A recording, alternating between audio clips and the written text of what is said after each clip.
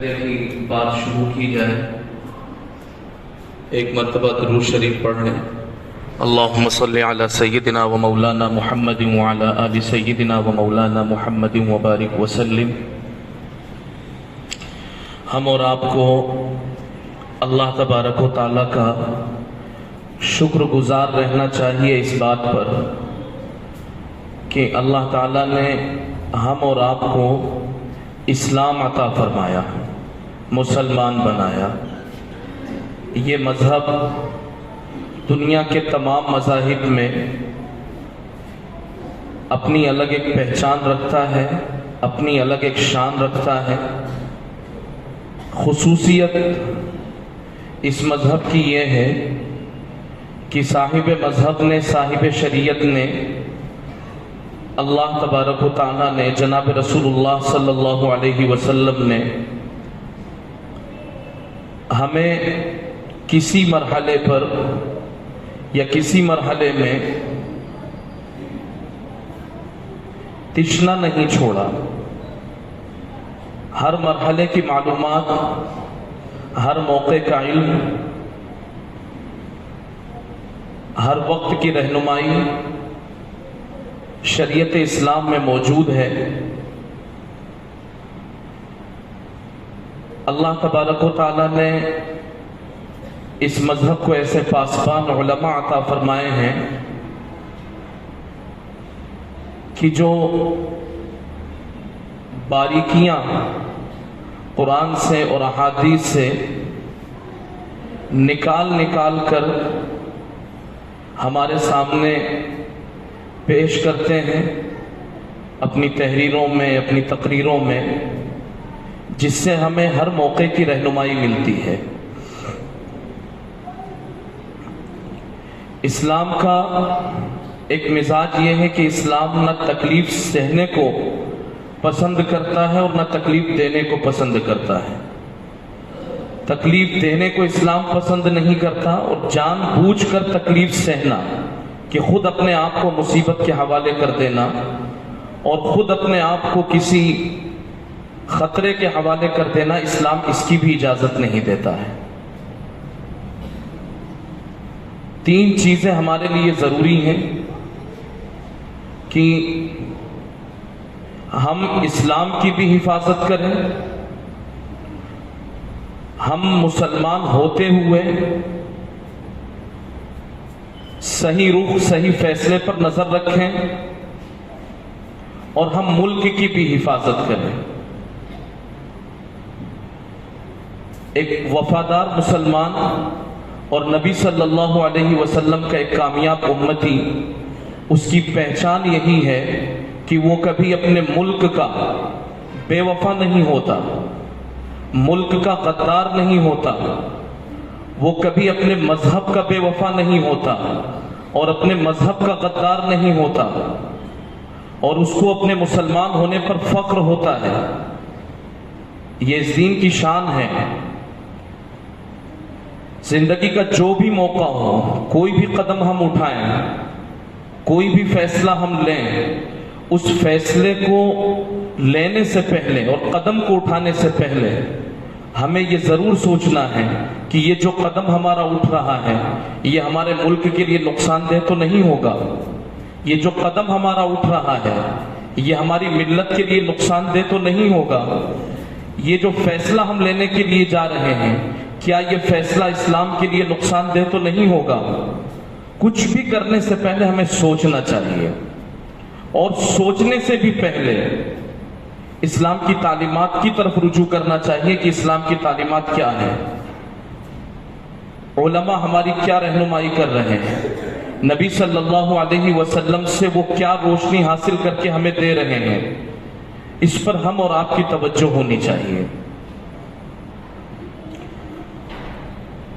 2 یا 3 ہفتے باقی ہیں، اور ان 2 یا 3 ہفتوں میں ملک کا فیصلہ ہونا ہے، ملک کی تقدیر کا فیصلہ ہونا ہے۔ ہمارے اور آپ کے اچھے یا برے کا فیصلہ نہیں، وجود کا فیصلہ ہونا ہے کہ اب مسلمانوں کا وجود اس ملک میں کیسا ہوگا۔ اور ملک کے رخ کا فیصلہ ہونا ہے کہ ملک کا رخ کس طرف جائے گا. اور میں نے ابھی عرض کیا آپ سے، اور اس سے بھی پہلے میں بات آپ سے یہ عرض کر دوں پوری صفائی کے ساتھ میں، کہ ہمارا جو دین ہے مذہب اسلام، نبی صلی اللہ علیہ وسلم پوری زندگی آپ نے قیادت فرمائی ہے، لیڈرشپ فرمائی ہے. آپ امام تھے، آپ سے زیادہ سیاست پر کسی کی گہری نظر نہیں تھی. تو منبر رسول پر بیٹھ کر کے ایسی بات کرنا جو ملک کے لیے، مسلمانوں کے لیے فائدہ مند ہو سکتی ہو، وہ سب سنت اور شریعت میں داخل ہے. تو نبی صلی اللہ علیہ وسلم کی رہنمائیوں پر اور ان کے فرامین پر ہم اور آپ کی نظر ہونی چاہیے. میں عرض یہ کر رہا تھا کہ آنے والے جو دن ہیں، یہ دن انتہائی حساس ہیں. کچھ کرنے سے پہلے، کچھ کہنے سے پہلے، قدم بڑھانے سے پہلے، فیصلہ لینے سے پہلے، کوئی ارادہ کرنے سے پہلے، کوئی میٹنگ کرنے سے پہلے اور کہیں جمع ہونے سے پہلے 10 بار سوچیں کہ ہمارا جمع ہونا، ہمارا میٹنگ کرنا، ہمارا کچھ کہنا، ہمارا کچھ بولنا، ہمارا کوئی کمنٹ یا ہماری کوئی تحریر مسلمانوں کے لیے نقصان دہ تو نہیں بننے والی ہے، ملک کے لیے نقصان دہ ثابت تو نہیں ہونے والی ہے.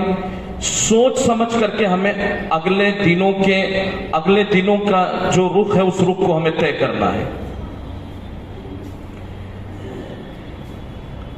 شریعت اسلامیہ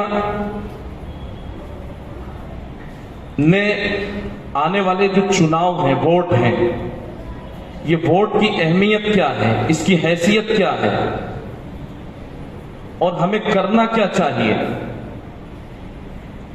شریعت کی روشنی میں پورے دھیان اور توجہ کے ساتھ میں اس بات کو سننا ہے. ہم اور آپ جو ووٹ دیتے ہیں، ووٹ ہم کسی کینڈیڈیٹ کو دیتے ہیں، کسی امیدوار کو دیتے ہیں. امیدوار کا دعویٰ کیا ہوتا ہے؟ امیدوار کا دعویٰ یہ ہوتا ہے کہ وہ امیدوار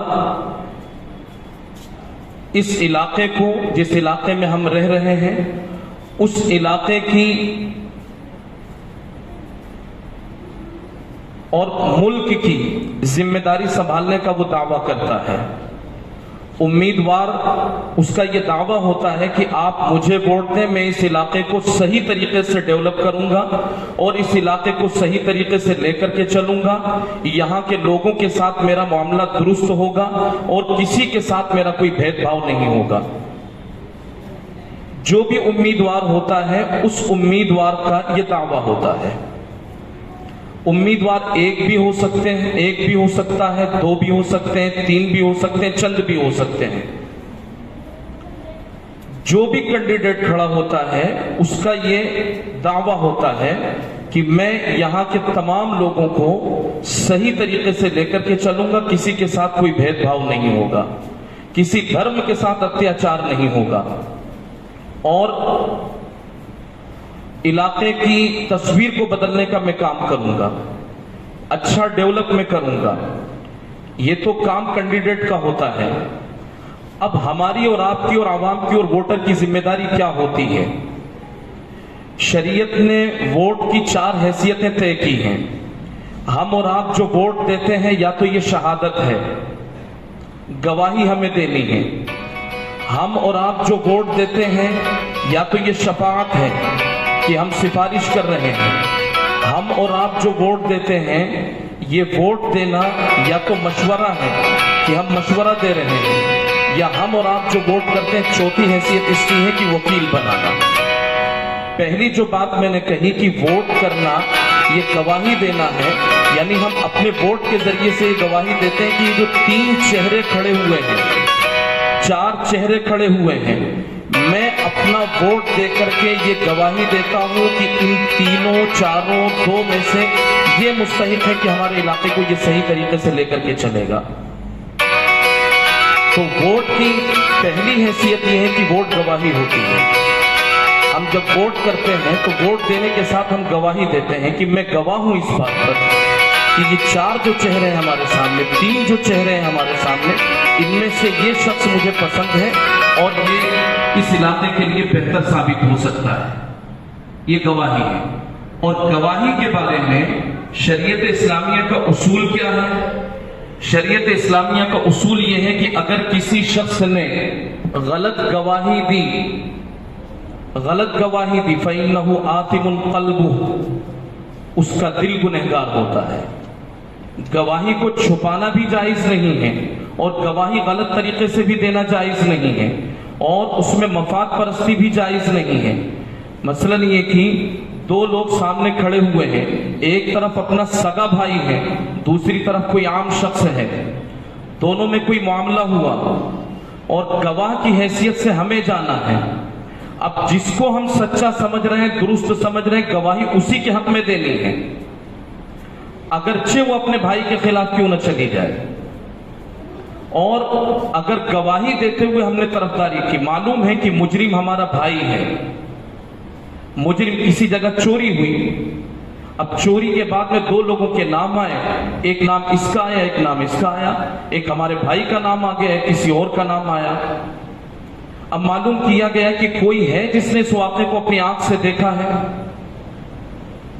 ایک شخص کھڑا ہوتا ہے کہ میں نے اس واقعے کو اپنی آنکھ سے دیکھا ہے۔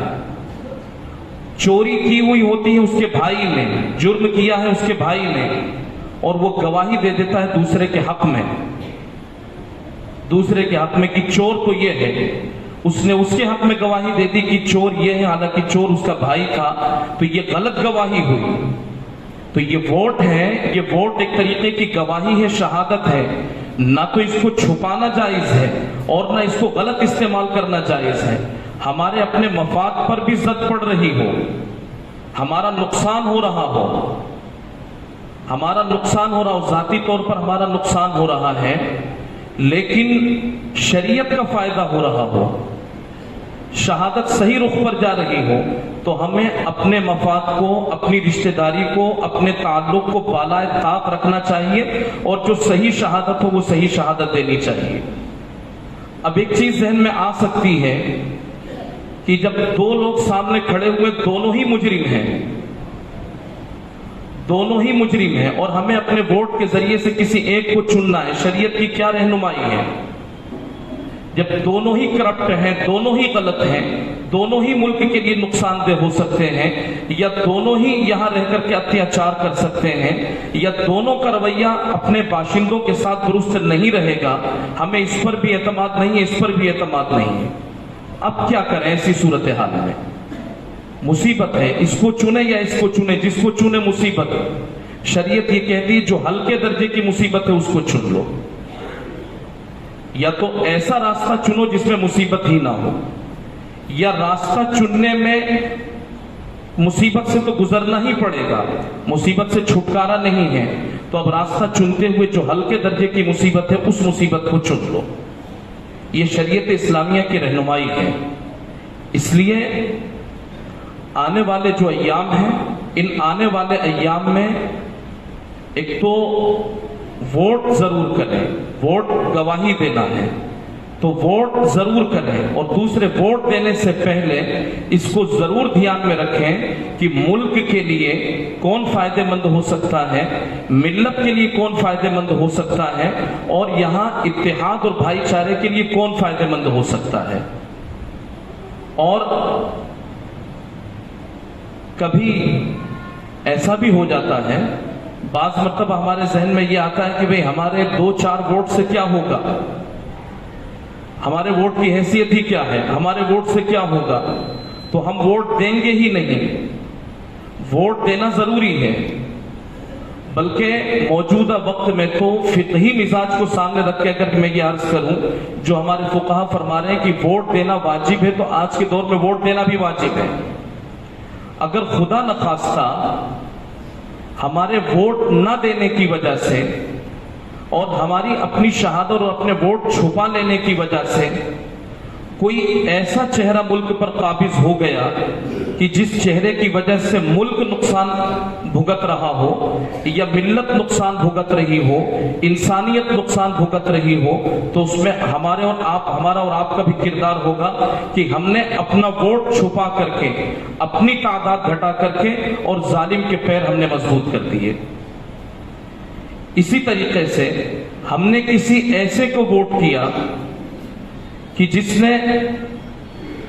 जिस पर हमें एतमाद नहीं है मजहबी एतबार से, और जिस पर हमें एतमाद नहीं है हालात के एतबार से, ऐसे किसी को हमने वोट कर दिया, और वोट करते हुए ये कि हमारे वोट से होगा क्या, लेकिन इत्तिफाक ऐसा है कि वो जो जीतने वाला कैंडिडेट है वो 2000 वोट से जीता है, 1500 वोट से जीता है।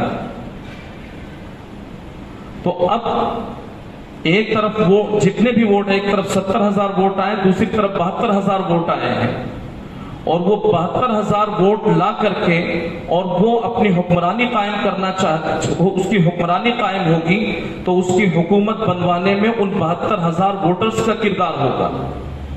अब वो 72,000 वोटर्स अगर जानबूझ करके उन्होंने गलती की होगी और जानबूझ करके मुल्क को और इलाके को गलत हाथों में दिया होगा, और फिर जब वो काबिज होकर के जुल्म करेगा, किसी एक का भी मकान बुलडोज होगा और किसी एक के खिलाफ भी कोई गलत फैसला होगा, तो वो 72,000 वोटर्स जितने हैं जिन्होंने उसको मजलूम जिसने उस जालिम को मजबूत किया था, सब गुनहगार होंगे। ये मिजाज शरीयत है, हर मौके की रहनुमाई हमारी शरीयत में मौजूद है। इसलिए ये शहादत है, इसको अर्ज कर रहा हूं कि ये शहादत है। और गवाही देने के लिए, और आगे की 2-3 मसले इस जेल में, गवाही देने के लिए पैसे लेकर गवाही देना जायज नहीं है। वोट करने से पहले पैसे ले लिए कि हम पैसे लेंगे फिर वोट देंगे, तो ये गवाही देने के लिए शरीयत का हुक्म है गवाही देना। तो वोट देने से पहले अगर पैसे ले लिए और उसके हाथों बिक गए और फिर गवाही दी है, फिर वोट किया है, जायज नहीं उन पैसों का इस्तेमाल करना। और वैसे ये तो बड़े चुनाव हैं, छोटे चुनाव में ये चीज ज्यादा होती है, ग्राम पंचायत के चुनाव में कि जगह जगह दावतें होती हैं, तो कैंडिडेट की दावत खाना भी जायज नहीं है, इसलिए कि वो दावत खा करके हम उसके हाथों चंद लुकमे में और चंद टकों में बिक रहे हैं कि हम आपका टुकड़ा खा रहे हैं, हम आपको वोट करेंगे। अगरचे आप मुल्क चलाने के और इलाके को संभालने के काबिल हो या ना हो, लेकिन आपने टुकड़ा डाल दिया, हम आपके पीछे पीछे हैं। तो दावत खाना भी जायज नहीं है, कैंडिडेट की तरफ से दी जाने वाली किसी सहूलत को इस्तेमाल करना भी जायज नहीं है, और पैसे लेना भी जायज नहीं। वोट देने के लिए, वोट देने के लिए किसी सहूलत को इस्तेमाल करना जायज नहीं है, और वोट देने के लिए पैसे लेना जायज नहीं है, वोट देने के लिए खाना खाना जायज नहीं है। ये सब चीजें हैं, ये इस मौके की रहनुमाई है जिसे हम और आपको जहन में रखना है, और पूरी तवज्जो के साथ में, और कोई भी फैसला लेने से पहले, कोई भी कदम उठाने से पहले हमें चंद मर्तबा सोचना है। और ये मुल्क हमारा डेमोक्रेटिक है, सेकुलर मुल्क है, तो यहां जो वोट किया जाता है मुस्लिम और गैर मुस्लिम की बुनियाद पर कैंडिडेट को वोट नहीं दिया जाता है कि जो अगर मुसलमान है और हमारे लिए नुकसानदेह है तो हमें उसको हटाना है, नॉन मुस्लिम है और वो मुल्क के लिए नुकसानदेह हो सकता है, यहाँ के मुस्लिम नॉन मुस्लिम के लिए नुकसान हो सकता है, उसको हमें हटाना है। तो इस मुल्क में जो वोट किया जाता है ये मुस्लिम और गैर मुस्लिम की बुनियाद पर नहीं किया जाता है।